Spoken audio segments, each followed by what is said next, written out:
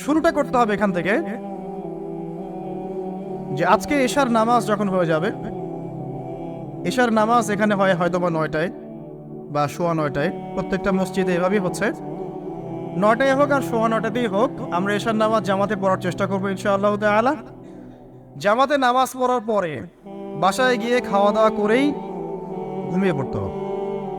আজকে থেকে আমাদের ট্রেনিং শুরু, কিভাবে আমি আমার জীবনের পুরো বিষয়টাকে ইবাদত হিসেবে কাটাবো, এটা ট্রেনিং শুরু হবে এখান থেকে, এশার নামাজের পর থেকে। এই জায়গায় যদি আমরা ভুল করি, বা এই বিষয়টা শক্ত করে আঁকড়ে ধরতে ব্যর্থ হই, তাহলে বাকি সব কাজগুলো ভেস্তে যাবে। এটা ভালো করে মাথায় রাখবেন। প্রথম কাজ কি? এশার নামাজের পরে কি করবেন? ঘুমিয়ে যাবেন।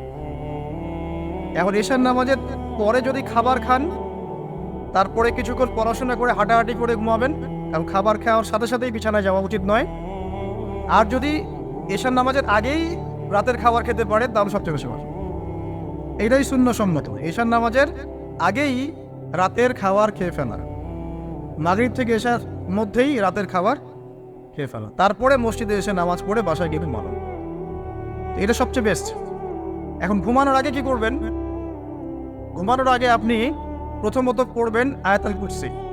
আয়াতুল কুরসি কোনটা? আল্লাহু লা ইলাহা ইল্লা হুয়াল হাইয়ুল কাইয়্যুম লা তা'খুযুহু সিনাতুন ওয়া লা নাওম, এখান থেকে লাহু মা ফিস সামাওয়াতি ওয়া মা ফিল আরদি মান যাল্লাযী ইয়াশফা'ু ইনদাহু ইল্লা বিইذনিহি ইয়া'লামু মা বাইনা আইদিহিম ওয়া মা খালফাহুম ওয়া লা ইউহিতুনা বিশাইইন মিন ইলমিহি ইল্লা বিমা শা'a ওয়াসি'a কুরসিয়ুহু সামাওয়াতি ওয়াল আরদ ওয়া লা ইয়াউদুহু হিফযুহুমা ওয়া হুয়াল আলিয়্যুল আযীম। সূরা বাকারার আয়াত নাম্বার 255। সূরা বাকারার আয়াত নাম্বার 255 হচ্ছে আয়াতুল কুরসি। ঘুমানোর আগে আয়াতুল কুরসি পড়বেন বিছানায় গিয়ে। তারপরে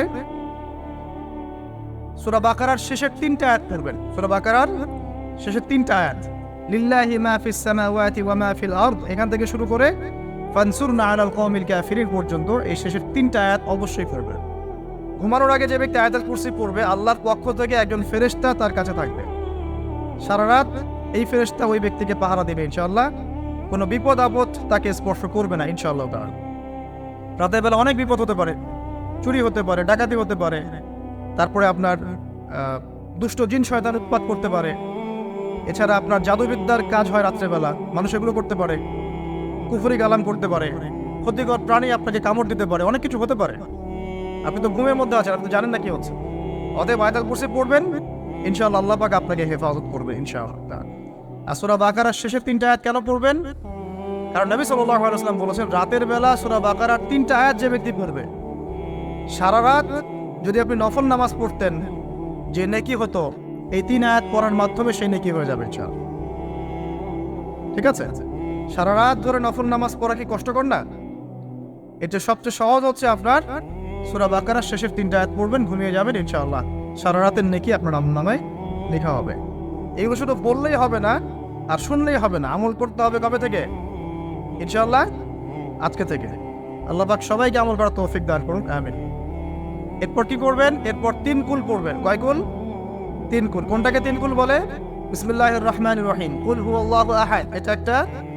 কুল আউযু বিরাব্বিল ফালাক, এটা একটা। কুল আউযু বিরাব্বিন নাস, এটা একটা। এই 3টা সূরা কার মুখস্থ নাই? এমন কেউ কি আছে যে এই 3টা সূরা মুখস্থ নাই? আছে? যদি থাকে তার গলায় দড়ি দেওয়া উচিত। যদি এমন কেউ থেকে থাকে মুসলিম সমাজে যার এই 3 কুল মুখস্থ নাই, তার গলায় দড়ি দেওয়া উচিত। লজ্জায় আত্মহত্যা করতে উৎসাহিত করছি না। ওই যে পরীক্ষার রেজাল্ট খারাপ হলে আত্মহত্যা করে না, দেখেন না? তারও আগে তো তোমার লটকানো উচিত ছিল এই জন্য যে তুমি 3 কুলই পড়তে পারো না। মুসলিম সমাজে বড় হয়ে মুসলিম পরিবারে জন্মগ্রহণ করে 3 কুল যে পড়তে পারে না, তার কি দরকার আছে বেঁচে থাকার? কি কোন মুখ নিয়ে আল্লাহর সামনে দাঁড়াবেন? কোন মুখ নিয়ে নবী সাল্লাল্লাহু আলাইহি ওয়াসাল্লামের সামনে যাবে? ইয়া রাসূলুল্লাহ, আপনার উপরে পুরা 30 পারা কোরআন নাযিল হয়েছিল, আমি 3 কুলই মুখস্থ করতে পারি নাই, আমার জন্য সুপারিশ করেন। এই কথা কোন মুখ নিয়ে বলতে যাবে? তবে কোরআন একটা কিতাব, আলহামদুলিল্লাহ। একজন হিরোইন খোরে দেখবেন সূরা ফাতিহা পড়তে পারে, তাই না? একজন হিরোইন খোরকেও দেখবেন সূরা ফাতিহা বলতে পারে। কোরআনের মুজিজা, সবার মনের মধ্যে আল্লাহ পাক কোরআন ঢুকিয়ে দিবে, তবে চেষ্টা থাকতে হবে না? চেষ্টা করতে হবে। বাচ্চাদেরকে শেখান, বাচ্চাদেরকে লাড়া লাপ্পা না শিখিয়ে বাচ্চাদেরকে ভালো কিছু শেখান।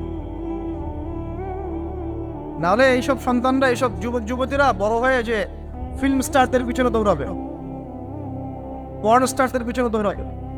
বিদেশ থেকে কোনো মেয়ে যদি বাংলাদেশে আসে নাচতে, এদেরকে দেখতে টিকিট কাটতে যাবে 12,000 15,000 টাকা দিয়ে।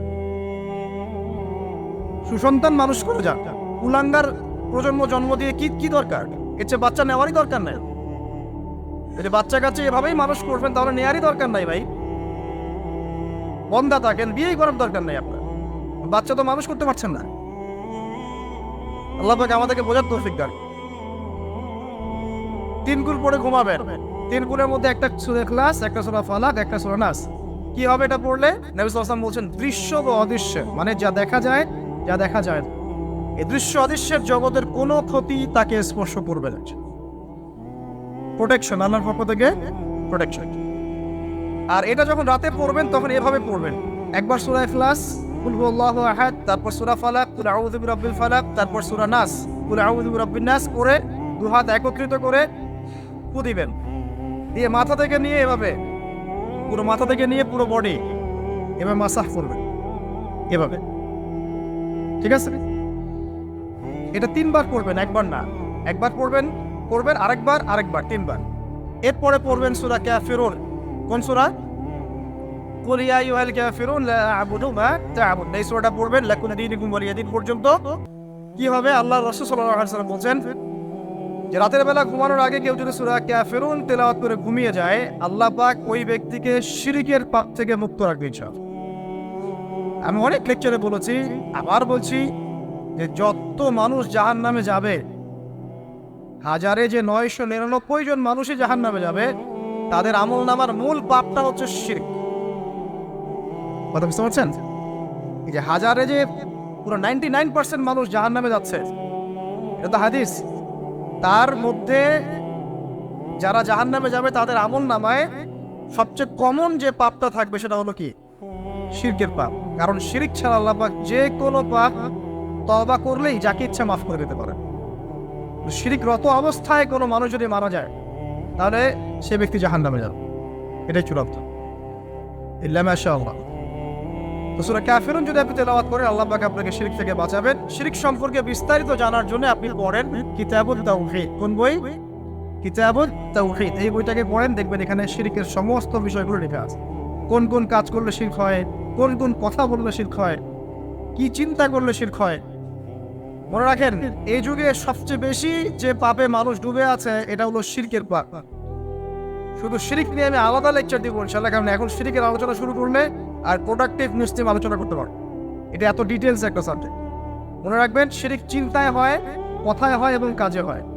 এই 3 শ্রেণীর শিরকের বিস্তারিত বিবরণ দেওয়া আছে কিতাবুত তাওহীদ নামক একটা বই। বাজারে কিনতে পাওয়া যায়, পড়ে দেখবেন। আর কি? রাতের বেলা শোয়ার আগে পড়বেন 33 বার সুবহানাল্লাহ, 33 বার আলহামদুলিল্লাহ এবং 34 বার আল্লাহু আকবার। আল্লাহর পক্ষ থেকে আপনার শরীরে শক্তি আসবে।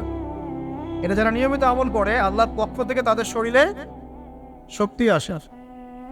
হ্যাঁ, কারণ এইটা রাসূল সাল্লাল্লাহু আলাইহি ওয়াসাল্লাম কাকে শিখিয়ে দিয়েছেন? তার মেয়ে ফাতিমা রাদিয়াল্লাহু আনহাকে। ফাতিমা রাদিয়াল্লাহু আনহা এবং আলী রাদিয়াল্লাহু আনহু, তারা দুজন গিয়েছেন আল্লাহ রাসূলের দরবারে, গিয়ে বলেছেন আমাদেরকে একজন দাসী বা দাস দিন। বাসার অনেক কাজ আমরা করতে পারি না, লাগে না কাজের মানুষ? নবী সাল্লাল্লাহু আলাইহি ওয়াসাল্লাম বলছেন যে আমি কি তোমাদেরকে এমন কিছু শিখিয়ে দিব যেটা তোমাদের এই দাস দাসের অভাব পূরণ করে দিবে, প্রয়োজন হবে না? অবশ্যই শিখিয়ে দিন।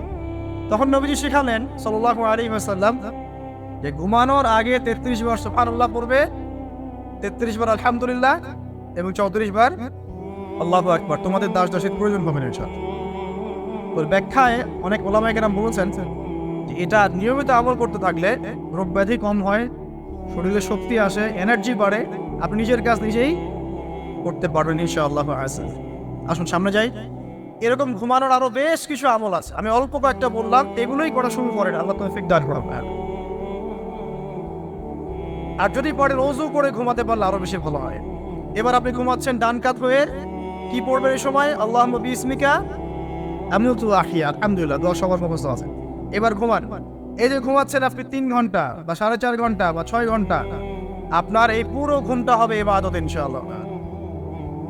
এবং পবিত্র অবস্থায় ঘুমানোর অভ্যাস করতে থাকলে আল্লাহর পক্ষ থেকে আপনি সত্য স্বপ্ন দেখতে পারেন। এখনকার সায়েন্স এগুলো বিশ্বাস করে না, আর এই সায়েন্সকে নিয়ে আমার কোনো মাথা ব্যথাও নাই। কারণ এই আজকে একটা কথা বলে কালকে একটা কথা বলে, ঠিক আছে? আল্লাহর পক্ষ থেকে আপনি সত্য স্বপ্ন দেখতে পারেন। ইউসুফ আলাইহিস সালাম জেলখানায় বন্দী, সূরা ইউসুফ পড়ে দেখেন। তখন কয়েদিদের মধ্যে 2 জন স্বপ্ন দেখেছে। একজন স্বপ্ন দেখছে তার মাথার উপরে রুটি, উপর থেকে পাখি এটা ঠোকরে কি করছে, খেয়ে নিয়ে চলে যাচ্ছে। আরেকজন স্বপ্ন দেখেছে যে সে শরাব পান করাচ্ছে একজনকে, আছে না সূরা ইউসুফে? তো ইউসুফ আলাইহিস সালাম বললেন যে যার মাথা থেকে পাখির ঠোকরে খেয়ে নিচ্ছে খাবার, তাকে শুলদণ্ড দেওয়া হবে। আর যে শরাব পান করাচ্ছে সে অতি শীঘ্রই মুক্ত হয়ে যাবে, জেল থেকে ছাড়া পেয়ে যাবে। কয়দিন পর তাই হয়। এই যে স্বপ্ন যারা দেখেছে এরা কি মুসলিম? এই স্বপ্ন যারা দেখেছে এরা কিন্তু মুসলিম না। ইউসুফ আলাইহিস সালাম মুসলিম, তিনি আল্লাহর নবী, তিনি স্বপ্নের ব্যাখ্যা করছেন, কিন্তু এখানে একজন অমুসলিমের স্বপ্ন সত্য হয়েছে। একজন অমুসলিমকে আল্লাহ পাক স্বপ্ন দেখাতে পারেন, দলিল আছে কোরআনে। সত্য স্বপ্ন বলে একটা বিষয় আছে, যেটার জন্য অবশ্যই আল্লাহর পক্ষ থেকে নূর দরকার, স্বচ্ছ একটা মন দরকার, কনফিডেন্স সালিম দরকার, বেশি বেশি আমল দরকার, হ্যাঁ, আধ্যাত্মিকত্ব দরকার, আল্লাহর মারিফাত দরকার। তারপরে ইনশাআল্লাহ সত্য স্বপ্নের প্রশ্ন আসবে।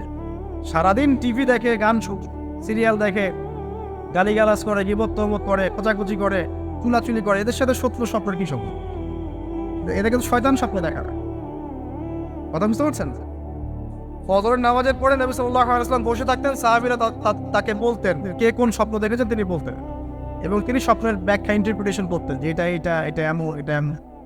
এমনকি এই যে আপনার উহুদের যুদ্ধের আগের রাতে অনেক সাহাবী স্বপ্ন দেখেছেন, এবং পরের দিন দেখবেন উহুদের দিনে অনেক সাহাবী শহীদ হয়েছে। তো যাই হোক, ওইদিকে আমি যাচ্ছি না। তো এই যে ঘুমটা আপনি ঘুমাচ্ছেন, ইনশাআল্লাহ আপনার ঘুমটা কি হচ্ছে? ইবাদত হচ্ছে না? আলহামদুলিল্লাহ, আলেম যারা তাদের ঘুমও ইবাদত আছে।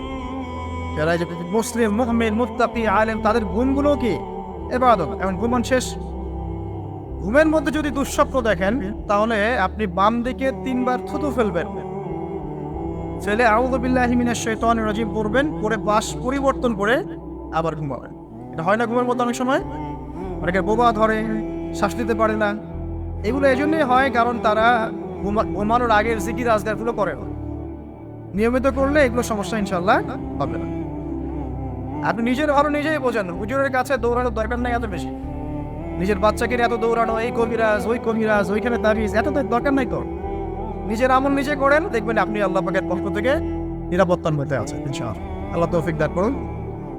এরপরে ঘুম থেকে উঠলেন, চেষ্টা করবো আমরা ঘুম থেকে ওঠার কয়টার সময়? 5টায় যদি ফজরের নামাজ হয় বা 4:30টায় যদি ফজরের নামাজ হয়, মিনিমাম 4টায় উঠতে হবে। কয়টায়?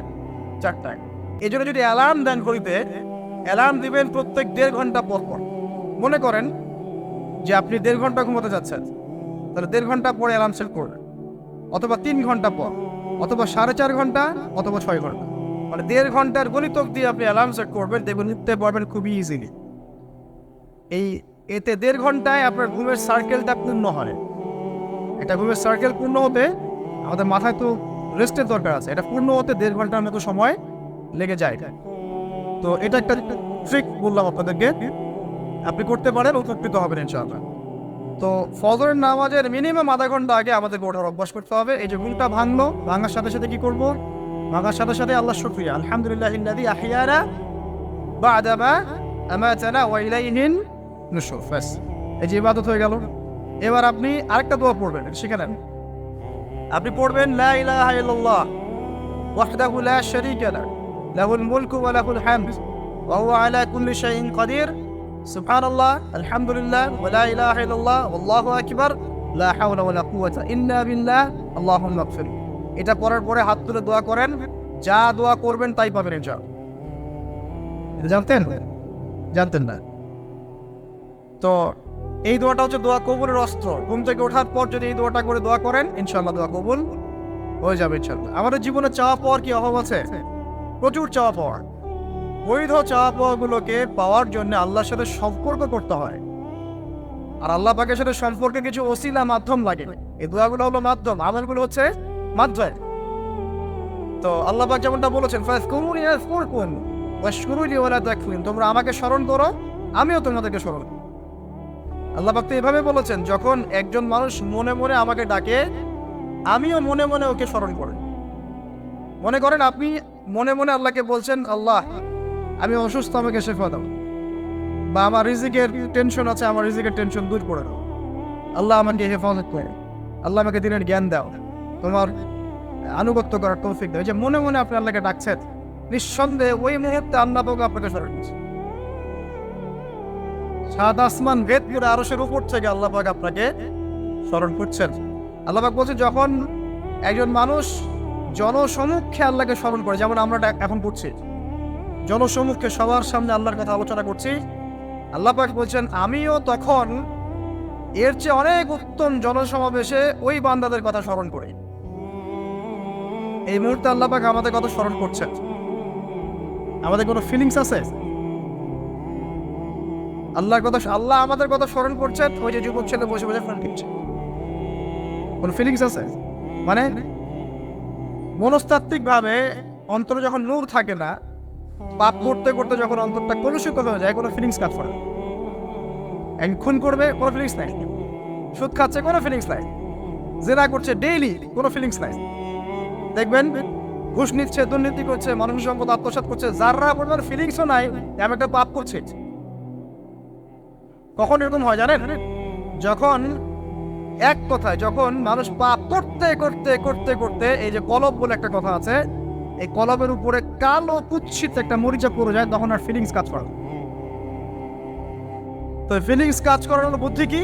দুইটা বুদ্ধি আছে। এক, বেশি বেশি কোরআন তেলাওয়াত করা, তাহলে অন্তরের মরিচা দূর হয়ে যাবে ইনশাআল্লাহ।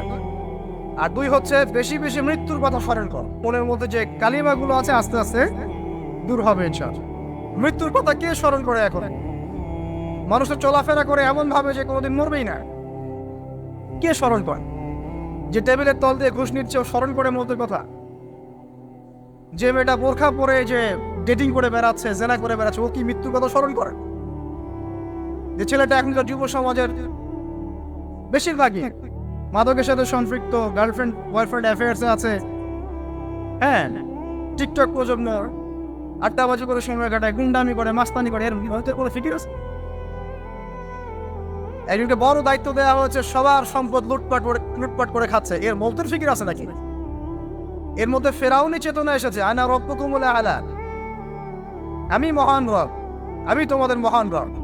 ওদের মধ্যে ওই চেতনা কাজ করছে যে সূরা মুমিনুনে যেটা বলা আছে যে আমরা এখানেই জন্ম নেই, এখানেই মারা যাই, আমরা পুনরুত্থিত হব।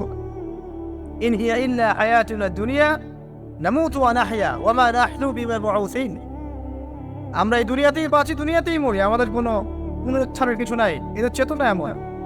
কে ফিকির করে মত? অথচ আপনি দেখছেন যে প্রতিনিয়তই কোনো কারণ ছাড়াই মানুষ নাই, কোনো কারণ লাগে না। এখন তো কারণ ব্যাখ্যা করতে আমরা পছন্দ করি, এই কারণে ওইটা হয়েছে, ওই কারণে এটা হয়েছে। এটাকে বলে কার্যকারণ তত্ত্ব। দর্শনের ভাষায় কি বলে? কার্যকারণ তত্ত্ব। এটা আপনারা ফিলোসফি পড়লে বুঝবেন। প্রত্যেকটা কাজের পিছনে একটা কারণ থাকে, আমরা কারণটা সার্চ করি বেশি। এখন কারণ ছাড়াই মানুষ ডেড। এই যাচ্ছে উপরে একটা সুন্দর করে বড় একটা পাথর ঝুলছে, সব পাস হয়ে যাচ্ছে ওখান থেকে। মানে রাস্তায় কাজ চলছে, উপরে আবার এটা ঝুলছেও, আর মানুষ আবার অন্যস্তে যাতায়াত করছে। যারা রাখছে ওদের ইন্টেলেকচুয়াল অবস্থা চিন্তা করেন, আর যারা আমরা তল দিয়ে যাচ্ছি তারও অবস্থা চিন্তা করেন। বুদ্ধিভিত্তিক ভাবে আমরা কোন জায়গায় চিন্তা করেন? মানে মানুষ বিজি রোড দিয়ে যাচ্ছে, ওখানেই কাজ হচ্ছে, আবার যেখানে কাজ হচ্ছে দেখছি সেখানে আমরাও আবার তল দিয়ে যাচ্ছি। সবাই পাস হয়ে গেল, যাদের তাকদিরে লেখা ছিল মৌত এক মুহূর্তের মধ্যে শেষ। কি কারণ ব্যাখ্যা করবেন? কোনো সায়েন্স দিয়ে ব্যাখ্যা করতে পারবেন না। ওই ময়মনসিংহে ওই যে মহিলাটা যাচ্ছে, ট্রাক মেরে দিয়ে চলে গেল, মহিলার পেট থেকে বাচ্চা হেঁটে পেট ফেটে বাচ্চা বের হয়ে গেল, বাচ্চা জীবিত, মা ডেড। সায়েন্স দিয়ে ব্যাখ্যা করতে পারবেন? এটাই তাকদির। একেই বলে তাকদির, যেটাকে সায়েন্স দিয়ে ব্যাখ্যা করা যায় না, বিজ্ঞান দিয়ে ব্যাখ্যা করা যায় না। এরকম ঘটনা কত ঘটছে অহরহ। দুজন বসে আছে, হাজবেন্ড ওয়াইফ, হাজব্যান্ডের যাওয়ার কথা, হাজব্যান্ড ওয়াইফের গাড়িতে বসছে আর ওয়াইফ হাজব্যান্ডের গাড়ি ড্রাইভ করছে। আর এই হাজব্যান্ডের দুশ্মন যে ছিল সে টার্গেট করেছিল যে ওই লোকটাকে গুলি করে মারবে রাস্তায়। যেহেতু ওয়াইফ হাজব্যান্ডের গাড়ি ড্রাইভ করছে, রাস্তায় ওয়াইফ ডেড, হাজব্যান্ড জীবিত। তাকদির। তো তাকদিরকে কি আপনি এই ভাগ্যটা কি আপনি সায়েন্স দিয়ে ব্যাখ্যা করতে পারবেন? সম্ভব? অহরহ এরকম মৌতের ঘটনা ঘটছে, তারপরেও দেখবেন যুবকদের এই বিলাসিতা, এই মানে আড্ডাবাজি, মেয়েদের পিছনে ঘোরা, এই যে মাদক সেবন করা, টিকটক করা, বুদ্ধি প্রতিবন্ধী প্রজন্মের মতো, এগুলো থামছে না। কোনো শিক্ষাই তারা নিতে যাচ্ছে। বয়স হয়ে গেছে, অনেক বয়স, দেখবেন ওই যে চায়ের দোকানে বসে ক্যারাম খেলছে। বুড়া মানুষ, তার হায়াতের কতদিন বাকি আছে আল্লাহ ভালো জানেন। দেখবেন দিব্যি কোনো টেনশনই নাই, ক্যারাম বোর্ড খেলছে, লুডো খেলছে। দেখেন আর যে আপনাদের গ্রামাঞ্চলে যে চায়ের স্টলগুলো আছে, দেখবেন ওই যে টিভি ছেড়ে রেখে দেখে ঘন্টার পর ঘন্টা টিভি চলছে, মানুষ চা খাবে 1 কাপ আর টিভি দেখবে 5 ঘন্টা। ওর যে হায়াতের কোনো মূল্যই তার কাছে না। আল্লাহ পাক তাকে একটা সময় দিয়ে পাঠিয়েছেন, কোনো ফিলিংসই নাই। অথচ মানুষ প্রতিদিন, দিনে রাতে, প্রত্যেক দিন মানুষ অহরহ মারা যাচ্ছে। যাদের ভিতরে মৌতের চিন্তা আছে তারা কিন্তু পাপ কম করলেও ফিরে আসে আল্লাহর দিকে, কারণ তাদের প্রতি মৌতের ফিকির আছে। আর যাদের মৃত্যুর কোনো চিন্তা নাই, তারা এই রাজনীতি বলেন, অর্থনীতি বলেন, সমাজনীতি বলেন, আর এই পরিবার আর ধর্ম বলেন, সমস্ত ক্ষেত্রে পাপ করে বেড়াবে, কোনো ফিকির নেই। আল্লাহ পাক আমাদেরকে মৌতের ফিকির করার তৌফিক দান করুন এবং পরকালের জীবনটাকে আসল জেনে দুনিয়ার কাজগুলো করার তৌফিক আল্লাহ পাক দান করুন। আসেন, তো এবার আপনি শুকরিয়া আদায় করছেন, আলহামদুলিল্লাহিল্লাযী আহইয়ানা বা'দা মা আমাতানা ওয়া ইলাইহিন নুশুর। আধা ঘন্টা আগে ঘুম থেকে উঠেছেন, এখন কি করবেন? বাথরুমে যাচ্ছেন। এই বাথরুম করাটাকে দুনিয়াবি কাজ না? এই কাজটা ইবাদত হবে যদি আমি ঢোকার সময় বাম পা দিয়ে ঢুকি আর বলি, কি বলি? আল্লাহুম্মা ইন্নী আউযু বিকা মিনাল খুবসি ওয়াল খাবাইস। এখন বাথরুম করতে আপনার 10 মিনিট লাগুক আর 15 মিনিট লাগুক আর 5 মিনিট লাগুক, এই পুরো সময়টা নেকি পাবেন। সুবহানাল্লাহ। আর কি চাই? বের হবো, এখন বের হওয়ার সময় কি বলবো? উফরানাক, নেকি পাচ্ছে। একটা দোয়া আছে, আলহামদুলিল্লাহিল্লাযী আযহাবা আনিল আযান ওয়া আফানি। এবার আপনি ওযু করবেন। ওযুটা ধীরে স্থির ভাবে করবেন, তাড়াহুড়া করবেন না। ওযুর প্রত্যেকটা অঙ্গ প্রত্যঙ্গ 3 বার করে ধোয়ার চেষ্টা করবেন। শুধু মাথা মাসে হবে কয়বার? ওযু করার পরে আপনি হাত তুলে আল্লাহর কাছে দোয়া করুন। ওই সময়টা কখন? রাত 4টা থেকে 4:30 বাজে, তাই না? তার মানে আল্লাহ রাব্বুল আলামিন এখন প্রথম আসমানে আছেন। কিভাবে আল্লাহ পাক আছেন সেটা আল্লাহর উপর ছেড়ে দেন, আমাদের এটা নিয়ে ব্যাখ্যা করার দরকার নাই, চিন্তাও করার দরকার নাই। আল্লাহ পাক বলেছেন আমি নেমে আসি, বাস নেমে আসি। এত বেশি বুদ্ধিজীবী হওয়ার দরকার নেই। খুব বেশি বুদ্ধিজীবী হয়ে গেলে আমার মানুষ খেয়ে হারিয়ে ফেলে, অত দরকার নাই। শুনেছি, মেনেছি, বাস যথেষ্ট। আল্লাহ পাক নেমে আসেন, কি বলেন? আল্লাহ বলেন যে কেউ কি আছো আমার কাছে কিছু চাইবে, আমি দিব। কেউ কি আছো যে আমাকে ডাকলে আমি তোমার ডাকে সাড়া দেবো? কেউ কি আছো আমার কাছে কোনো কিছু দোয়া করবে? হ্যাঁ, হাজত আছে, আমি পূরণ করে দেব। এভাবে আল্লাহ পাক ফজর পর্যন্ত বলতেই থাকেন। বলেন তো আমাদের কোনো ফিকির আছে? আমরা সবাই ঘুমাই কয়টায়? হয় 1টায়, না 2টায়, না 3টায়, ম্যাক্সিমাম এখনকার। আমি যে বিষয়টা নিয়ে কথা বলছি এটা খুবই কঠিন। 9টা থেকে 10টার মধ্যে বা 11টার মধ্যে ঘুমাতে হবে, এটা খুবই কঠিন বিষয় এখনকার জেনারেশনের কাছে।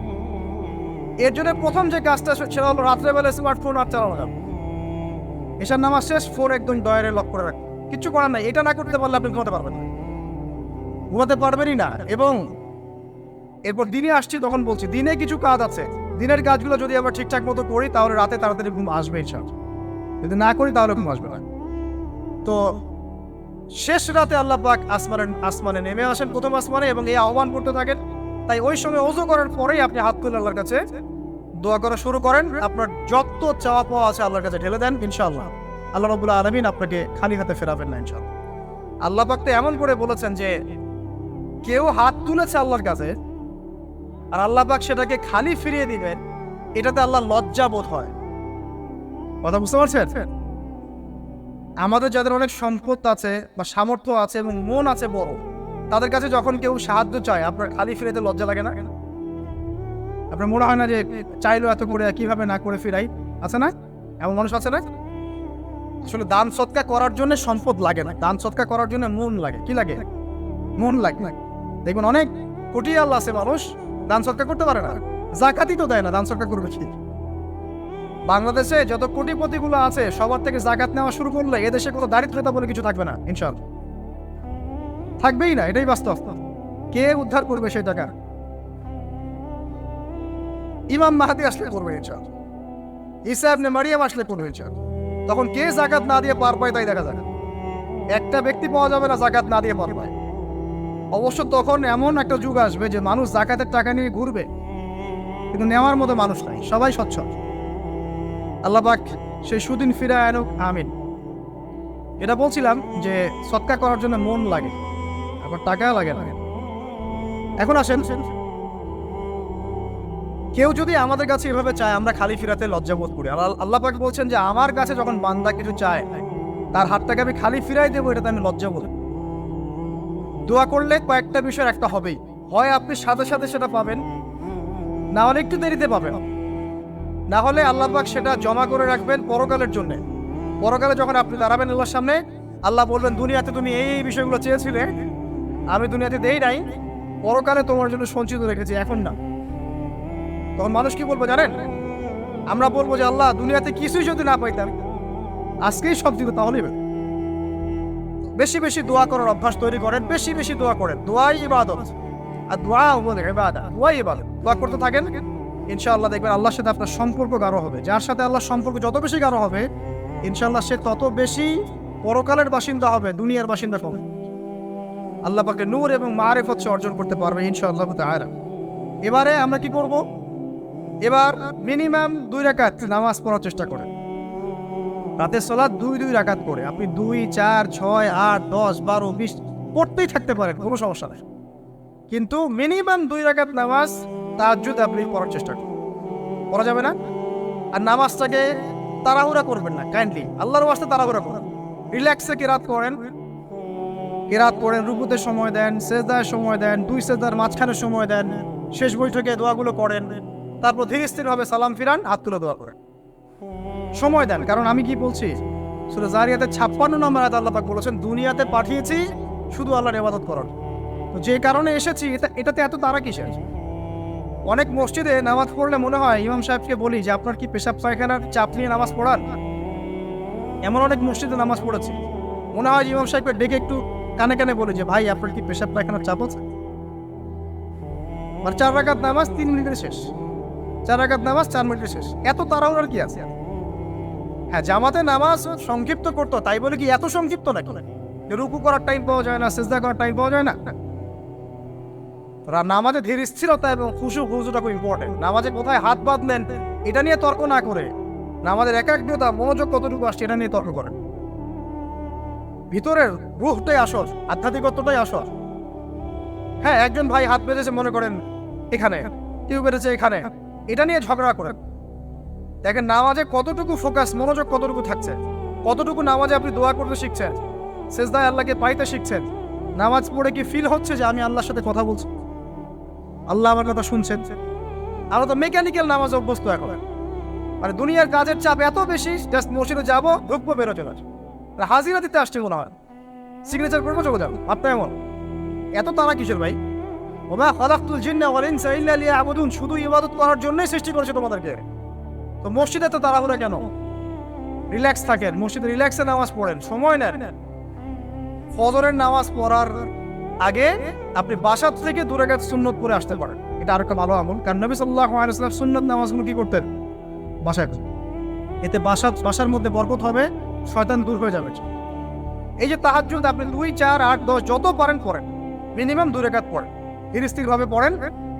নামাজ শেষ করে আবার আল্লাহর কাছে দোয়া করেন, দেখবেন যে ইনশাআল্লাহ আপনার দোয়া কবুল হবে। আর দোয়া যে কবুল হয় এটা আপনি নিজেই বুঝতে পারবেন, নিজেই বুঝবেন, কারো কাছে যাওয়া লাগবে না। এবার ফজরের সালাতের সময় হয়ে গেল, আজান হচ্ছে, আজানের জবাব দিব, দিয়ে ব্যাস হেঁটে হেঁটে মসজিদ, প্রত্যেক পদক্ষেপ হেঁটে যাব আর দোয়া করব। কি দোয়া করব? যে আল্লাহ আমাকে নূর দান করুন। কি দান করুন? আল্লাহুম্মা ইজআল ফি কলবি নূরা ওয়া ফি লিসানি নূরা ওয়া ফি সাম'i নূরা ওয়া ফি বাসরি নূরা ওয়া আন ইয়ামিনি নূরান ওয়া আন শিমালি নূরান ওয়া মিন ফাওকি নূরা ওয়া মিন তাহতি নূরা। আল্লাহুম্মা ইজআল ফি নাফসি নূরা মানে এর অর্থ হচ্ছে আল্লাহ আপনি আমার ডানে বামে সামনে পিছনে শরীরে আত্মায় দেহে সবখানে আল্লাহ আপনার নূর দান করেন। নূর কেন?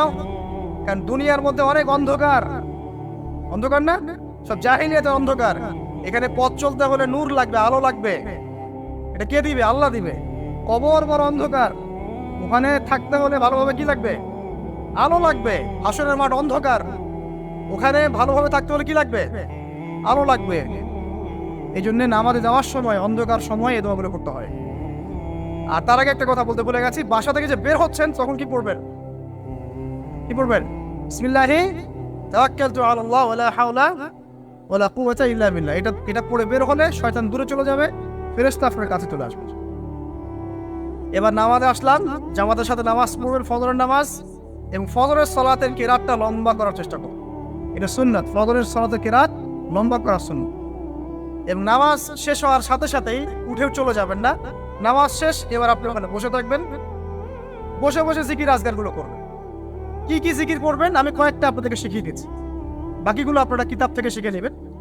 সালাম ফেরানো শেষ, প্রথমে একবার আল্লাহু আকবার, তারপর 3 বার আস্তাগফিরুল্লাহ আস্তাগফিরুল্লাহ আস্তাগফিরুল্লাহ। এরপরে পড়বেন আল্লাহুম্মা আনতাস সালাম ওয়া মিনকাস সালাম তাবারাকতা ইয়া যাল জালালি ওয়াল ইকরাম পড়বেন। তারপরে আল্লাহুম্মা আইন্নি আলা যিকরিক ওয়া শুকরিকা ওয়া হুসনি ইবাদাতিক। এরপরে পড়তে পারেন আয়াতুল কুরসি, যেটা একটু আগে বলেছি, তাসবিহাত সুবহানাল্লাহ আলহামদুলিল্লাহ আল্লাহু আকবার 33 33 33, পরে কালিমা শাহাদা, অথবা 10 10 10ও পড়ার দলিল আছে।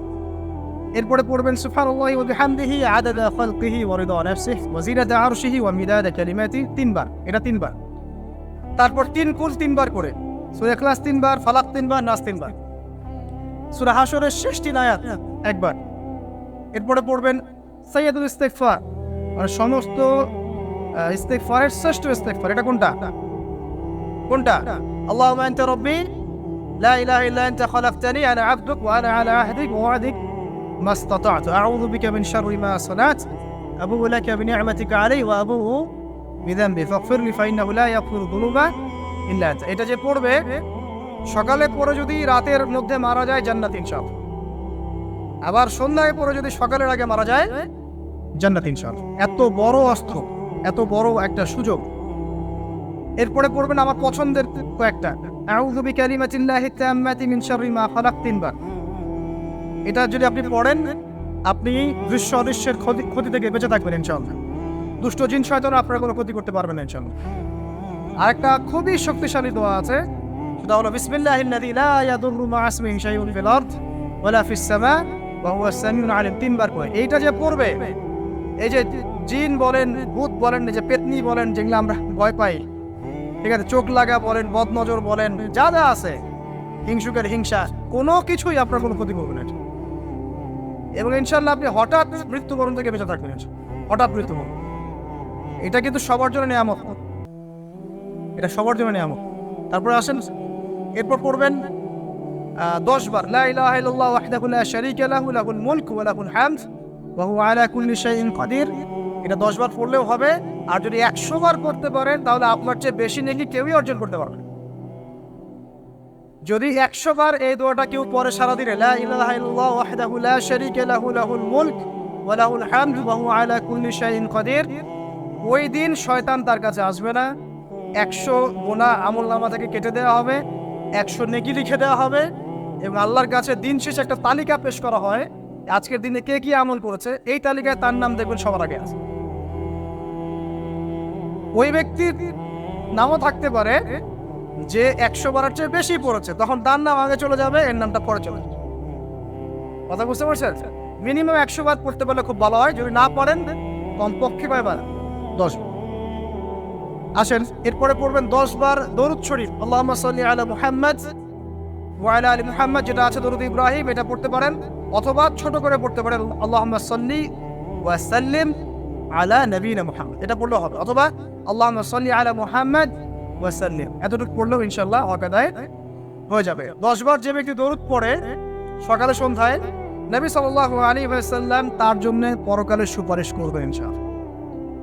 যদি আমরা নবীজির সুপারিশ পেতে চাই, দরুদের কোনো বিকল্প নাই, বেশি বেশি দরুদ পড়তে থাকেন, তার সুন্নাহ অনুসরণ করেন, বেশি বেশি দরুদ পড়তে থাকেন। মিনিমাম সকালে 10 বার, সন্ধ্যায় 10 বার। ইনশাআল্লাহ আল্লাহ নবী সুপারিশ করবেন ইনশাআল্লাহ তাআলা। আর কাছে রাদিতু বিল্লাহি রাব্বান ওয়া বিল ইসলামি দীনান ওয়া বি মুহাম্মাদিন সাল্লাল্লাহু আলাইহি ওয়াসাল্লাম নবিয়্যা। এর একটা বড় ফজিলত আছে। কি ফজিলত? যে ব্যক্তি এই দোয়াটা সকাল সন্ধ্যা 3 বার করে পড়ে, কিয়ামতের মাঠে আল্লাহ পাকের উপর হক হয়ে যাবে, ওয়াজিব হয়ে যাবে, আল্লাহ ওই ব্যক্তিকে সন্তুষ্ট করে দিবেন ইনশাআল্লাহ। সন্তুষ্ট করে দিবেন মানে কি? ইনশাআল্লাহ সে জান্নাতে যাবে। আরেকটা আছে, এটা বলে শেষ করি, হাসবি আল্লাহু লা ইলাহা ইল্লাহু আলাইহি তাওয়াক্কালতু ওয়া হুয়া রাব্বুল আরশিল আযীম। এটা পড়তে হবে 7 বার। কয়বার? 7 বার। তাহলে কি হবে?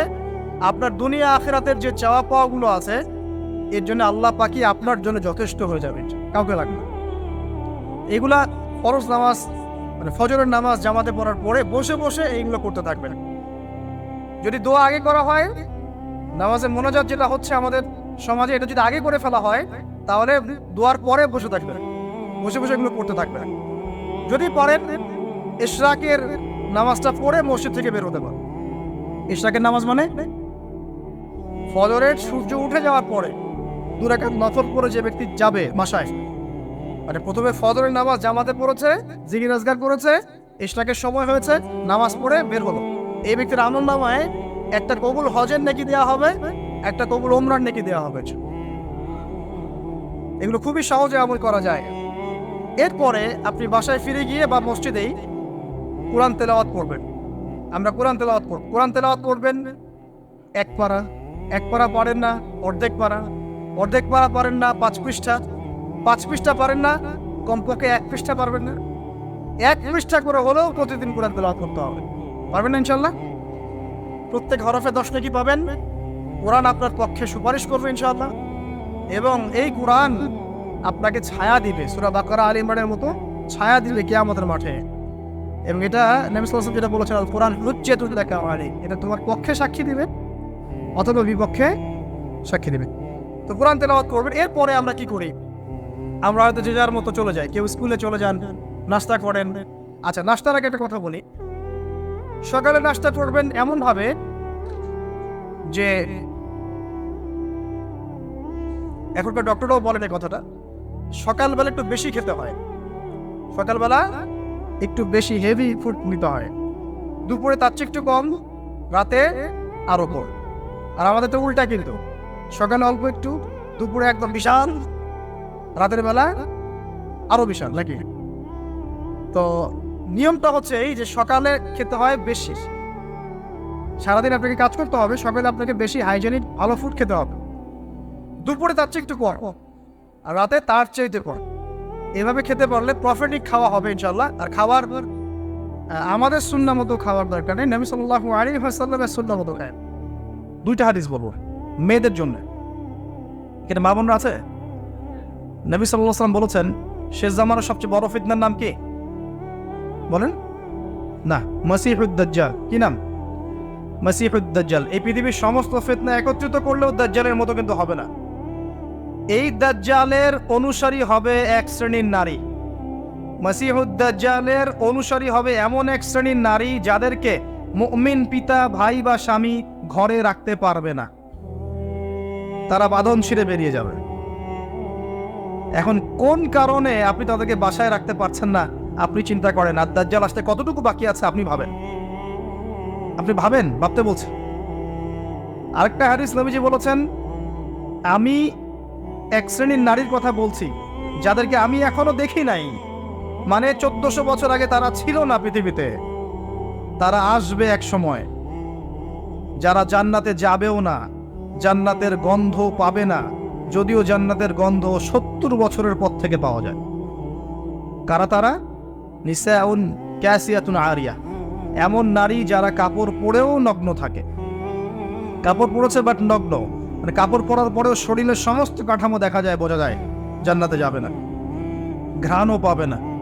মুইলাতুন মামেলাত, এরা নিজেরাও আকৃষ্ট হয়, অন্যকেও আকৃষ্ট করে। মনে আছে না? 4 নাম্বার, নারীর অবমাননা। এটা কি ওই আইয়ামে জাহিলিয়াতকে হার মানায়নি?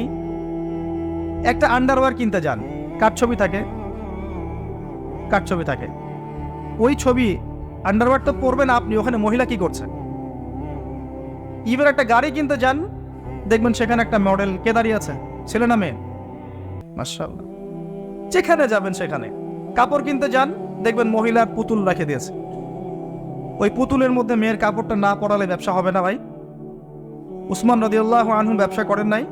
আব্দুর রহমান বিন আউফ রাদিয়াল্লাহু আনহু ব্যবসা করেন নাই? দীর্ঘদিন আবু হানিফা রাহিমাহুল্লাহ তিনি ব্যবসা করেন নাই কাপড়ের? আমাদের ইমাম আবু হানিফা রাহিমাহুল্লাহ ব্যবসা করেননি কাপড়ে? উনার দোকানে এরকম ডল ছিল। আমরা হানাফি না, হানাফি মাযহাব ফলো করি না, আমরা তার উত্তরসূরি কই হতে পারলাম? আমার দোকানে মহিলার মূর্তি কেন? রমজান মাস আসার আগেই সব মূর্তি বহিষ্কার চাই এই কাপড়ের দোকানগুলো থেকে। পারা যাবে ইনশাআল্লাহ? আল্লাহর জন্য করেন, আল্লাহ আপনার দোকানে আরো বেশি ডাবল কাস্টমার পাঠাবে ইনশাআল্লাহ। রিজিকের দায়িত্ব কার? সুবহানাল্লাহ। কি একটা ট্রেডিশন চলছে, ঢুকবেন শোরুমে দেখবেন মেয়ের মূর্তি দাঁড়িয়ে আছে, আর গায়ে কিন্তু কাপড় চোপড় খুব একটা থাকে না। এতে কি মেয়ের ডিগনিটি, সম্মান বাড়ছে? যেখানে যাবেন সেখানে নারীর অবমাননা শুরু হয়েছে ফ্যামিলিস্ট রেভলিউশনের মধ্য দিয়ে। যখন ফ্রি মিক্সিং আমরা অ্যালাউ করে দিয়েছি এবং এটাকে আমরা পাপ মনে করছি না, পর্দার বিধানটাকে আমরা ফরজ মনে করছি না, যখন পর্দার কথা বলা হচ্ছে উল্টা বলছে পর্দা করলে এই যুগে কেমন করে আমি এখানে জব করব? জব করতে কে বলেছে আপনাকে? এখানে আপনি পর্দা করবেন, পর্দা করলে আমি কিভাবে ছেলেদের মধ্যে জব করবো এই প্রশ্ন করছেন কেন আপনি? আল্লাহ বলেছেন পর্দা করতে, সে উত্তর দিচ্ছে যে হ্যাঁ পর্দা আল্লাহ করতে বলেছেন, কিন্তু পর্দা করলে পরে আমি কিভাবে ছেলেদের মধ্যে কাজ করব? তাহলে কাজ করতে কে বলেছে আপনাকে ছেলেদের মধ্যে? আল্লাহ বলছে আপনাকে পর্দা করতে, পর্দা করেন। সিম্পল। হ্যাঁ, যদি আপনি মেয়েদের ক্ষেত্রে কাজ করতে পারেন, এখানে সব মেয়েরাই, এখানে ছেলেদের ইনভলভমেন্ট নাই, মোস্ট ওয়েলকাম। আল্লাহ আপনাকে বাধা দেন নাই, রাসূল বাধা দেন নাই। খাদিজা রাদিয়াল্লাহু আনহা তিনি ব্যবসা করেননি? তার চেয়ে কি বড় ব্যবসায়ী হয়েছেন আপনি?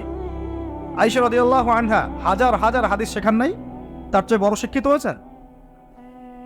কি প্রমাণ করতে চাচ্ছেন? বরং নিজের মনটাই তো আপনার ঠিক নাই, নিজের নফসের মধ্যেই ত্রুটি আছে। এরপরে আবার দেখবেন যে নিসাউন কাসিয়াতুন আরিয়া, কাপড় পরেও নগ্ন হয়ে ঘুরছে না? কাপড় পরেও মহিলারা নগ্ন হয়ে ঘুরছে না? গেঞ্জি আর জিন্স পরে ঘুরছে না? টি শার্ট পরে ঘুরছে না? এগুলো দেখার জন্য কি চোখ দিতে হয় না চোখে পড়ে যায়? ডান বাম এদিক ওদিক যেদিকেই তাকাবেন সেদিকেই দেখতে পারবেন। আপনি চোখটা রাখবেন কোথায়? আকাশের দিকে নাহলে মাটিতে? দুটোই সেফ অপশন দেখি আমি। হাঁটার সময় আকাশের দিকে তাকায় হাঁটবেন, নাহলে মাটির দিকে তাকায় হাঁটবেন। এছাড়া কোনো অপশন দেখা যায় না। শহরে তো আরো মারাত্মক অবস্থা। যেখানে যাবেন, দোকান, শপিং মলস, ব্যাংক, এয়ারপোর্ট, আপনার পলিটিক্যাল মিছিল, আপনার সামাজিক সংগঠন, যেখানে ঢুকবেন সেখানেই ফ্রি মিক্সিং। কোনো কোনো ক্ষেত্রে আমরা দেখেছি, এই বছরও দেখেছি, ওয়াজ মাহফিলের মঞ্চ মেয়ে এসে বক্তব্য দিচ্ছে, মাশাআল্লাহ, পাশে আবার হুজুর বসে চা খাচ্ছে। চা না কফি আল্লাহ ভালো জানেন। সুবহানাল্লাহ। এগুলো আসলে হাসির বিষয় নয়। বিষয়টা হচ্ছে কাঠামোটা নষ্ট হয়ে যাবে তখনই যখন আমরা ফ্রি মিক্সিং অ্যালাউ করে দিই। এরপরেও ধর্মের নামেও আমরা কোনো কোনো ক্ষেত্রে মেয়েদেরকে বঞ্চিত করছি না? মেয়েরা দিন শিখতে চাচ্ছে, আমরা কিন্তু অ্যাক্সেস দিচ্ছি না।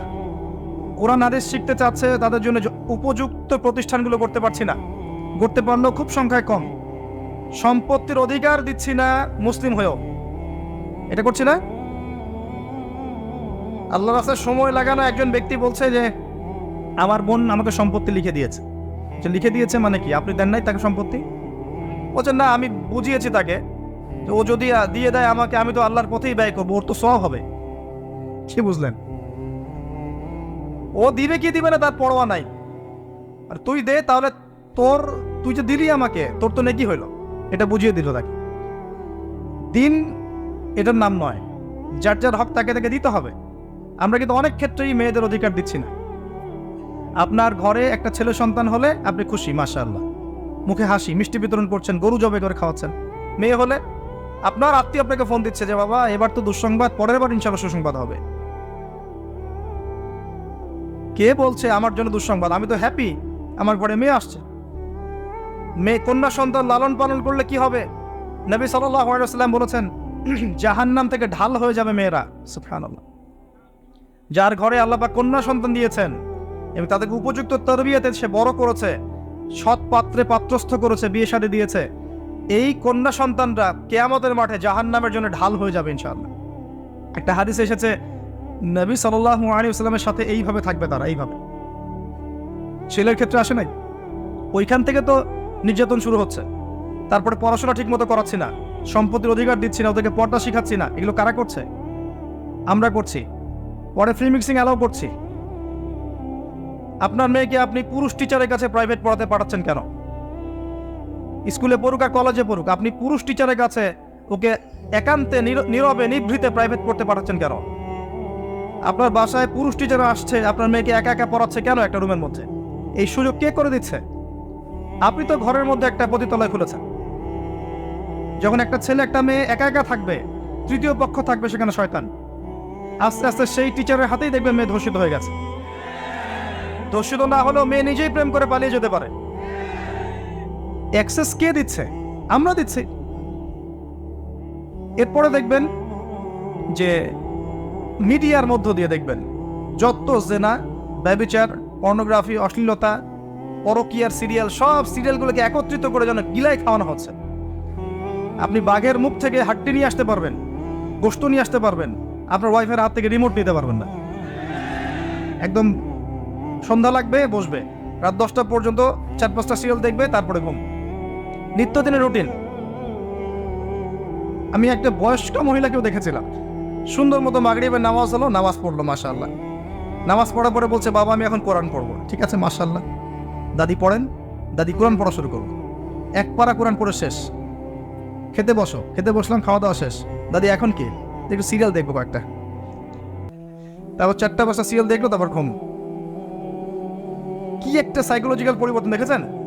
এবং এগুলোতে কি শেখানো হচ্ছে? পরকীয়া, জেনা, কুটনামি, পরিবারের ভাঙন, এর কথা ওকে লাগানো, এর কথা ওকে লাগানো। মানে মনে হচ্ছে যেন এগুলো আমাদের ট্রেডিশন, এগুলোর সাথে ইসলামের কোনো সম্পর্ক আছে? এই পুরো সিরিয়ালগুলো কি ইসলামিক?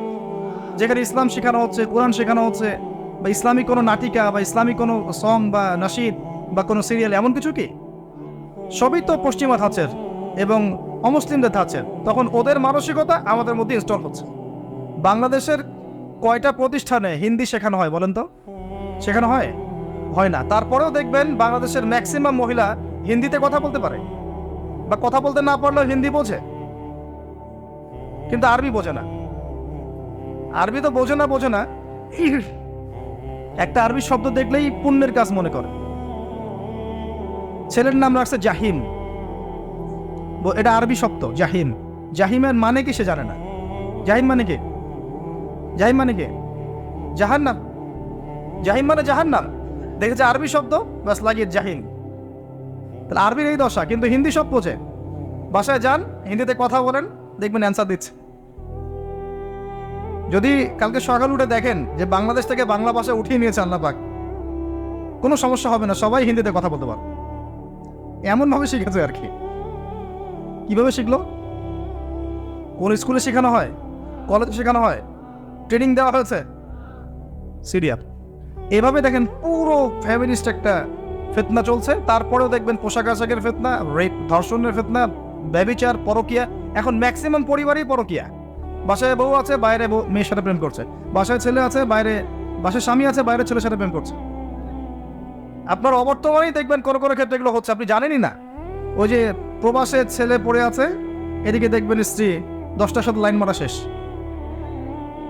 এবং শহর কেন্দ্রিক যারা উচ্চ ইয়াতে আছে আর কি, উচ্চ বংশ অনেক মহিলাদের জীবন তো দেখবেন বাঁধন ছাড়া, কি করছে না করছে ঠিক নাই। মোটর সাইকেল নিয়ে দাবড়ায় বেড়াচ্ছে, বারে যাচ্ছে, মদ খাচ্ছে, এখানে বন্ধুদের সাথে আড্ডা মারছে। এই যে আপনাদের কক্সবাজার বিচেও দেখবেন ছেলে মেয়ে বসে সিগারেট খাচ্ছে, গিটার বাজাচ্ছে, গান গাচ্ছে, রাতের বেলা শুয়ে শুয়ে আছে, ছেলের কোলে মেয়ে শুয়ে আছে, গোল হয়ে বয়ফ্রেন্ড গার্লফ্রেন্ড বান্ধবী। এদের তো বাবা নাই, মারা গেছে, এদের মা নাই, মারা গেছে। এদের বাপ মা স্বামী ভাই কেউ যদি বেঁচে থাকতো তারা এগুলো করতে পারতো? এদের তো কোনো ওয়ারিশই নাই, কেউ কিচ্ছু বলার নাই। মানে এই বিচের পরিবেশও নষ্ট করে ফেলছে এরা। আপনাদের এই পরিবেশটা নির্মল শান্ত ছিল না? এখন দেখবেন বেহায়ার কারণে, বেহায় পড়ার কারণে যাওয়াই যায় না, দাঁড়ানোই যায় না, তাকানোই যায় না। খুঁজতে হয়, দিনী ভাই থেকে বলতে হয় এমন বিচে নিয়ে চলো যেখানে মানুষ নাই, একা একা দাঁড়ানো যাবে। প্রতিটা ক্ষেত্রে ফিতনা ছড়িয়ে পড়েছে এই যে ফ্যামিনিস্ট রেভলিউশনের কারণে। একটা হাদিস মনে করিয়ে দিই, দুইটা হাদিস বলবো মেয়েদের জন্য। এটা মা বোনরা আছে? নবী সাল্লাল্লাহু আলাইহি ওয়াসাল্লাম বলেছেন শেষ জামানার সবচেয়ে বড় ফিতনার নাম কি বলেন? না, মাসিহুদ দাজ্জাল। কি নাম? মাসিহুদ দাজ্জাল। এই পৃথিবীর সমস্ত ফিতনা একত্রিত করলেও দাজ্জালের মতো কিন্তু হবে না। এই দাজ্জালের অনুসারী হবে এক শ্রেণীর নারী। মাসিহুদ দাজ্জালের অনুসারী হবে এমন এক শ্রেণীর নারী যাদেরকে মুমিন পিতা, ভাই বা স্বামী ঘরে রাখতে পারবে না, তারা বাঁধন ছিঁড়ে বেরিয়ে যাবে। এখন কোন কারণে আপনি তাদেরকে বাসায় রাখতে পারছেন না আপনি চিন্তা করেন, আর দাজ্জাল আসতে কতটুকু বাকি আছে আপনি ভাবেন। ভাবতে বলছে। আরেকটা হাদিস নবীজি বলেছেন, আমি এক শ্রেণীর নারীর কথা বলছি যাদেরকে আমি এখনো দেখি নাই, মানে 1400 বছর আগে তারা ছিল না পৃথিবীতে, তারা আসবে এক সময়, যারা জান্নাতে যাবেও না, জান্নাতের গন্ধ পাবে না, যদিও জান্নাতের গন্ধ 70 বছরের পর থেকে পাওয়া যায়। কারা তারা? নিসাউন কাসিয়াতুন আরিয়া, এমন নারী যারা কাপড় পরেও নগ্ন থাকে। কাপড় পরেছে বাট নগ্ন, মানে কাপড় পরার পরেও শরীরের সমস্ত কাঠামো দেখা যায়, বোঝা যায় জান্নাতে যাবে না, ঘ্রাণও পাবে না। মুইলাতুন মামেলাত, এরা নিজেরাও আকৃষ্ট হয়, অন্যকেও আকৃষ্ট করে। আরেকটা সুসংবাদের হাদিস, এসব থেকে বের হয়ে যদি মহিলারা আল্লাহ এবং তার রাসূলের আনুগত্য করতে পারে, মাত্র 4টা কাজ করলেই জান্নাত নিশ্চিত। মাত্র 4টা কাজ করলেই মেয়েদের জান্নাত নিশ্চিত ইনশাআল্লাহ আযজা ওয়া জাল। 1 নাম্বার, যদি তারা 5 ওয়াক্ত নামাজ ঠিকঠাক মতো পড়ে। 2 নাম্বার, যদি তারা রমজান মাসের সওম রাখে। 3 নাম্বার, যদি তারা তাদের পর্দা ঠিক করে, সতীত্বের হেফাজত করে। আর 4 নাম্বার, যদি তারা তাদের স্বামী, নিজে সাজবেন না স্বামীর জন্য, বাইরের মানুষের জন্য সাজবেন। বাইরের মানুষের জন্য আপনি সবকিছু করবেন, স্বামীর খেয়াল করবেন না। স্বামী বাসায় আসতে বিরক্ত হচ্ছেন, বাইরের মানুষের জন্য আপনি সাজুগুজু করছেন। পুরো কাঠামো চেঞ্জ হয়ে গেছে এখন। সমাজের হৃদ্যতা, পরিবারের হৃদ্যতা, ভালোবাসা থাকবে কিভাবে? নিজেকে তো স্বামীর মনের মতো করে করতে পারছেন না। সবসময় স্বামীকে প্রেশার দিচ্ছেন, এইটা লাগবে, ওইটা লাগবে, এইটা আনো, ওইটা আনো, এই ঠিক নাই, ওই ঠিক নাই। তোমার ঘরে এসে আমি আর শান্তি পাচ্ছি না, বাপের বাসায় ভালো ছিলাম। কে বলেছে হালাল খেতে? একটা সুদি চাকরি করলেই তো পারো, ওরা তো সবাই করছে, কি সমস্যা? এগুলো করে করে অনেক সময় স্বামীদেরকে হারামে ঠেলছে। আবার অনেক সময় এমন স্বামীও আছে, স্ত্রী দিনের পথে আসতে চায়, কোরআন পড়তে চায়, হাদিস পড়তে চায়, কত কি করতে চায়, স্বামী বলে এগুলো করা যাবে না, ফিতনা। স্বামী বলে এগুলো করার দরকার নাই, বাসায় থাকো চুপচাপ। দুই দিকে সমস্যা। আল্লাহর ওয়াস্তে উভয়ের মধ্যে আন্ডারস্ট্যান্ডিং বাড়ান, আল্লাহর দিনকে কেন্দ্র করে পরিবার গঠন করেন, ধৈর্য ধরেন, সবর করেন, আপোষে মিল মোহাম্মত বাড়ানোর চেষ্টা করেন।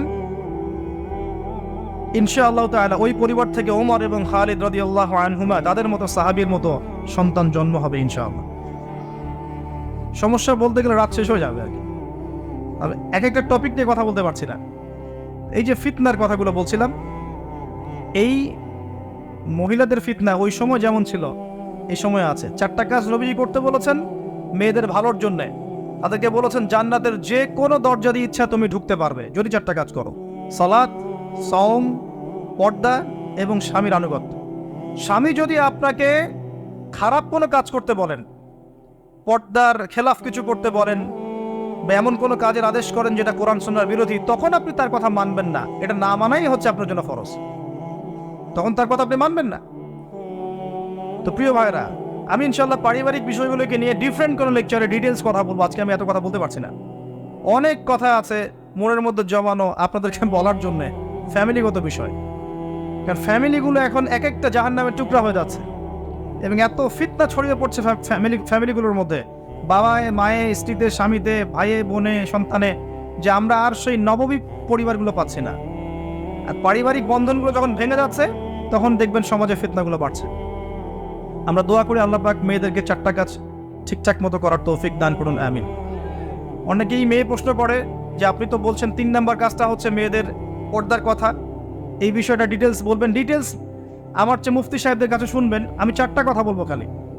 1 নাম্বার, প্রিয় বোন, আপনি আপনার পোশাকটা এমন করবেন না যেই পোশাকটা পরার পরেও শরীরের কাঠামো বোঝা যায়।